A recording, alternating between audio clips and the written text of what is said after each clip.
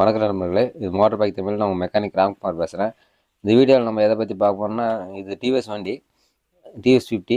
இந்த வண்டியில் வந்து பார்த்தீங்கன்னாக்கா கூலிங் டைமில் வந்து வண்டி அருமையாக ஸ்டார்ட் ஆகுது, அருமையாக மூவ் ஆகுது, எந்த பிரச்சனையுமே இருக்கிறதில்ல. ஆனால் ஒரு 1 கிலோமீட்டரோ 2 கிலோமீட்டரோ போன பின்னாடி பார்த்தீங்கன்னாக்கா இன்ஜின் வந்து ஹீட் ஆன பின்னாடி மிஸ்ஃபயரிங் மாதிரி ஆகுது, விட்டு விட்டு போகுது. அதுக்கு நம்ம என்ன பண்ண போகிறோம்னா காயிலெலாம் நம்ம செக் பண்ணி பார்க்கணும். ஆல்ரெடி நம்ம பவர் காயில் வந்து கஸ்டமர் மாற்றி பார்த்துட்ருக்காங்க. பவர் காயில் மாற்றியும் வந்து அந்த ப்ராப்ளம் அப்படியே இருக்குன்னு சொல்லிட்டு எடுத்துன்னு வந்தாங்க.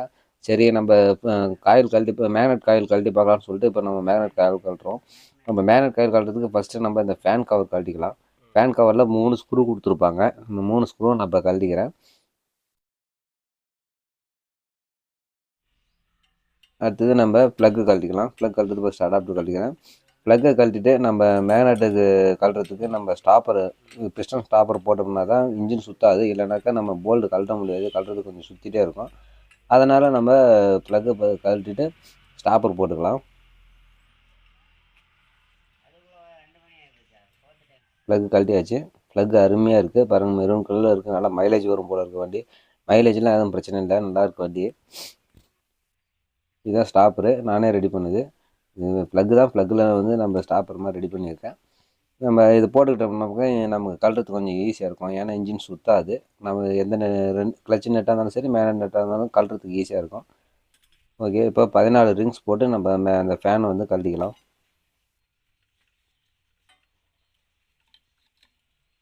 இப்போ பாருங்கள், தட்டுறதுக்கு ஈஸியாக இருக்கும். இன்ஜின் சுற்றாதனால நம்ம ஈஸியாக கழட்டிக்கலாம். இல்லைனா நம்ம கழட்டும் போது இன்ஜின் சுற்றிட்டே இருக்கும். அடுத்தது இந்த ஃபேன் கப்பு கழட்டிக்கலாம். 2 ஸ்க்ரூ இருக்கும், 2 ஸ்க்ரூவும் கழட்டிக்கிறேன்.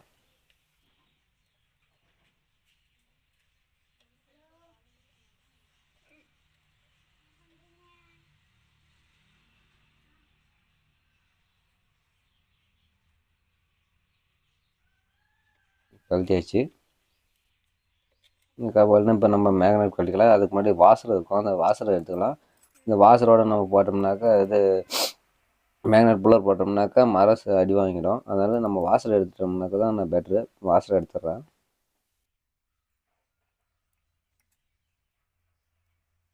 ரெண்டு வாசரும் எடுத்தாச்சு. இப்போது நம்ம மேக்னெட் புல்லர் போட்டுக்கலாம். டிவிஎஸ் 50யோட புல்லர் இது, போட்டுக்கலாம்.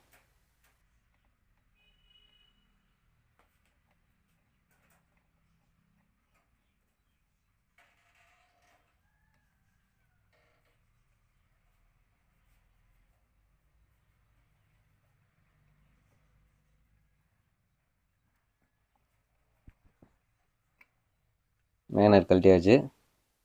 நம்ம இப்போ மேக்னெட் எதனா அடி வாங்கியிருக்கா இல்லை எதனா ப்ராப்ளம் இருக்கான்னு பார்க்கலாம். மேக்னெட்டாக அது நல்லாயிருக்கும், ஒன்றும் பிரச்சனை இல்லை. இப்போ நம்ம காயில் கட்டுறதுக்கு முன்னாடி நம்ம காயில் ஒயர் எல்லாத்தையுமே நம்ம ஜாயின் ஃபுல்லாக கழட்டிக்கலாம். ஏன்னா காயில் கட்டுறதுக்கு அப்போ ஈஸியாக இருக்கும்.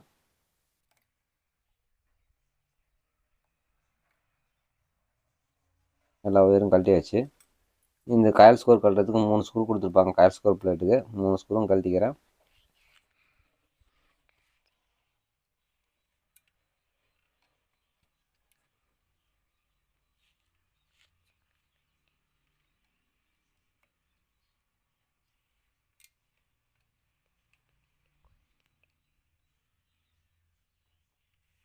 மூணு ஸ்க்ரூவும் கழட்டியாச்சு. இப்போ காயில் ஸ்க்ரூ எடுத்திங்கன்னா வெளியே வந்துடும். காயில் ஸ்க்ரூ செக் பண்ணுறதுக்கு முன்னாடி ஒயர் எதனா டேமேஜ் இருக்கான்னு பார்த்துக்கலாம். ஏன்னா சில பேர் வந்து அப்படியே ஸ்கவர் பிளேட் வச்சு டைட் பண்ணும்போது ஒயர் நசுங்கி அந்த டேமேஜ் ஆகிறதுக்கு சான்ஸ் உண்டு. அந்த மாதிரி எதனா டேமேஜ் ஆனாலும் இந்த மாதிரி ப்ராப்ளம் வரும். எர்த்தாச்சுனாக்கா இந்த மாதிரி ப்ராப்ளம் வரும். ஓகே, எதுவும் ஒயரில் எதுவும் டேமேஜ்லாம் இல்லை.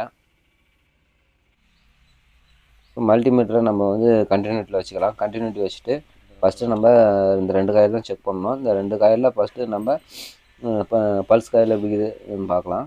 பிக்கப் காயில் கண்டினியூட்டியில் வச்சுக்கிறேன். பிக்கப் காயில் செக் பண்ணும்போது இந்த ஒயிட் லைன் தான் வந்து ஒயிட் கலர் லைன் தான் வந்து பிக்கப் காயிலோட லைனு.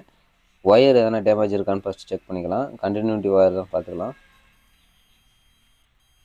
ஒயர் கண்டினியூட்டி வருது, ஒயரில் எதுவும் ப்ராப்ளம் இல்லை. பிக்கப் காயில் எப்படி இருக்குன்னு பார்க்கலாம். பிக்கப் காயில் செக் பண்ணுறதுக்கு இடத்துல ஒரு லைனும் நம்ம பிக்கப் காயிலோட மெயினில் ஒரு லைனும் வச்சோம்னாக்கா 22 ஓம்ஸ் வரணும். இது கொஞ்சம் மீட்ரு கொஞ்சம் பேட்டரி ப்ராப்ளம் கம்மியாக இருக்கிறனால கொஞ்சம் 1-2 ஓம்ஸ் அதிகமாக காட்டுது. அது ஒன்றும் பிரச்சனை இல்லை. ஓகே. பிக்கப் காயில் நல்லா இருக்குது. அடுத்தது மெயின் காயில் பார்க்கலாம். இதில் 2 காயில் வரும். மேலே வர்றது வந்து லைட்டிங் காயில், கீழே வர்றது வந்து பிக்கப் ஸ்டார்டிங் காயில். எர்த்து வந்து நம்ம அப்படி பாடியிலே கொடுத்துருக்காங்க. நம்ம அப்படியே செக் பண்ணிக்கலாம். இதோட லைன் வந்து சிவப்பு கலர் லைன் வரும். இதையும் நம்ம கண்டினியூட்டி கரெக்டாக வருதான்னு செக் பண்ணிக்கலாம். ஒழுங்கா கனெக்ட் ஆகலை. எர்த்து நல்லா டைட்டாக தெரியும், அப்போ தான் தெரியும். இதுலேயும் கண்டினியூட்டி வருது, மிஸ் ஆகுது ரைட்டாக.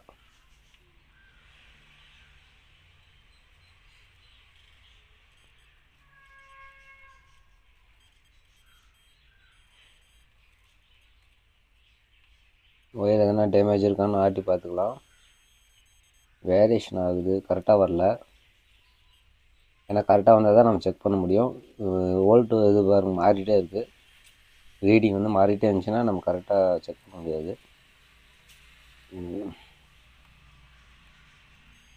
சரி, மீட்டரெல்லாம் ஒழுங்காக அது ஒர்க் ஆகலை. இப்போ பாருங்கள் கண்டினியூட்டி கரெக்டாக வருது.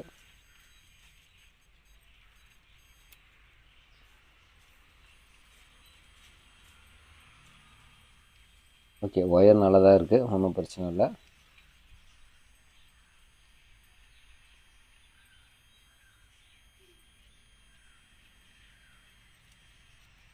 ஓகே,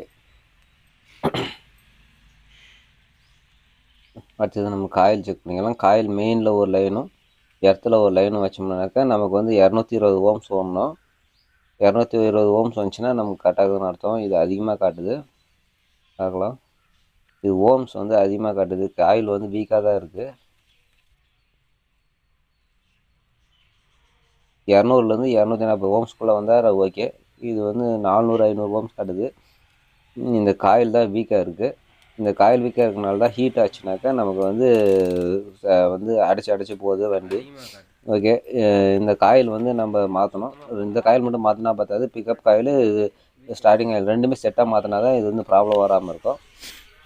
பிக்கப் காயிலோட விலை வந்து ரொம்ப கம்மி தான், அதிகமாக வராது. இது ரெண்டும் செட்டாக மாற்றினாவே ரெண்டும் சேர்த்து 200 தான் வரும். அதனால் செட்டாகவே மாற்றிக்கலாம், அதுதான் நமக்கு பெஸ்ட்டு, எந்த ப்ராப்ளமும் வராமல் இருக்கும்.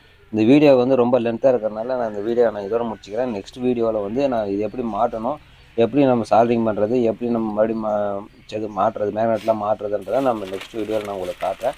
இந்த வீடியோ இது வரைக்கும் பொறுமையாக பார்த்ததுக்கு ரொம்ப தேங்க்ஸ். மறுபடியும் நம்ம சேனலில் வந்து பிடிச்சிருந்தா சப்ஸ்கிரைப் பண்ணி வச்சுக்கோங்க. நம்ம அப்போ தான் அடுத்தடுத்து போடுற வீடியோ உங்களுக்கு நோட்டிஃபிகேஷன் வரும். தேங்க்ஸ் ஃபார் வாட்சிங்.